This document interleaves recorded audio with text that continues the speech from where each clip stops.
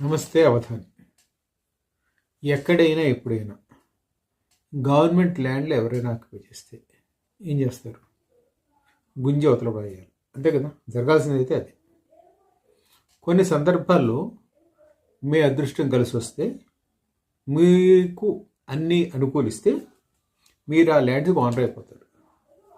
గతంలో బీఆర్ఎస్ అధికారులు ఉండగా ప్రభుత్వ స్థలాలు ఆక్రమించిన వాళ్ళని కొంతమందికి ఏదో ఒక జీవో 5960 నాకు క్లియర్గా గుర్తులేదు, కానీ ఒక జీవో కింద ఆ ల్యాండ్స్కి నామినల్ రుసుము వసూలు చేసి వాళ్ళని ఓనర్ చేశారు. అంటే అక్రమంగా ఒక ల్యాండ్ ఆక్యుపై చేసిన వాడు దానికి చట్టబద్ధంగా ఓనర్ అయిపోయాడు కదా. ఇది పరిస్థితిని బట్టి, సందర్భాన్ని బట్టి, గవర్నమెంట్ అనుకోవడాన్ని బట్టి జరుగుతుంటుంది. అటువంటిదే రీసెంట్గా కర్ణాటకలో జరుగుతుంది. కర్ణాటక ఉత్తర ప్రాంతం కొగిలు అనే ఏరియా, అక్కడ ల్యాండ్ ఫిల్ ఉంది. ల్యాండ్ ఫిల్ అంటే ఈ వేస్ట్ డంపింగ్ లాంటిది అది. అలాగే అక్కడ ఇది ఉంది, మైనింగ్ ఏరియా జరుగుతుంది. అక్కడ కొంతమంది 2020 నుంచి 22 వరకు ఒక 3 ఏళ్ళుగా 4 ఏళ్ళుగా అక్కడ ఇల్లు కట్టేసుకున్నారు. ఏది టెంపరీ షెడ్స్ వేసుకుని అక్కడ ఉంటున్నారు.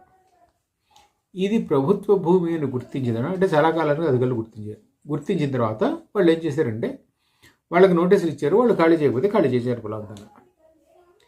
బలవంతంగా ఖాళీ చేయించడం అనేది కాంగ్రెస్ అధిష్టానానికి కోపం వచ్చింది. అక్కడి నుంచి సిద్ధరామయ్యకి, కర్ణాటక ప్రభుత్వానికి చురకలు పడ్డాయి. ఎందుకు?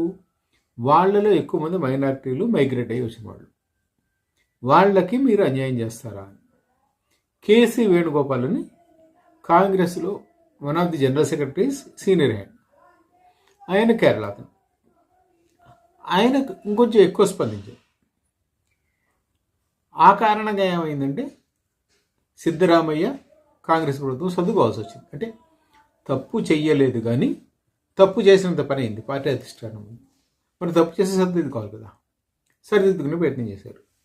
సరిదిద్దుకునే ప్రయత్నంలో భాగంగా ఎక్కడో ఒక గవర్నమెంట్ ల్యాండ్లో ఒక చిన్న తడకలు వేసుకుని దాని మీద ప్లాస్టిక్ కవర్లు కప్పుకుని ఉంటున్న కుటుంబాలకి ఒక్కొక్కళ్ళకి 11.5-12 లక్షల విలువైన ఇళ్ళు, అంటే మల్టీ సెట్ కాంప్లెక్స్లో సింగిల్ బెడ్రూమ్ హౌసెస్ అనమాట. అవి వాటిని అలాట్ చేయాలని డిసైడ్ చేశారు. ఆ అలాట్మెంట్ రేపు అవుతుంది. ఇది